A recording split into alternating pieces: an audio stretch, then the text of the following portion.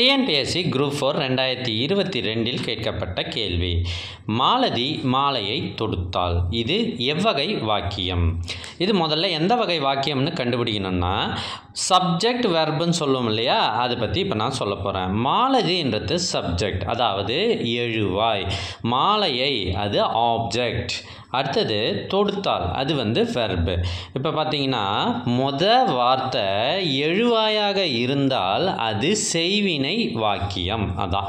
அப்புறம் அந்த வாக்கியத்தில் ஐ இது பாருங்கள், மாலையை அப்படின்னு இருக்குல்ல, அந்த ஐ மறைந்தோ அல்லது வெளிப்படையாகவோ வந்தால் அது கண்டிப்பாக செய்வினை வாக்கியம்தான். ஸோ விடை செய்வினை வாக்கியம். சார் அப்படின்னா செயல்பாட்டு வினை எப்படி கண்டுபிடிக்கிறது?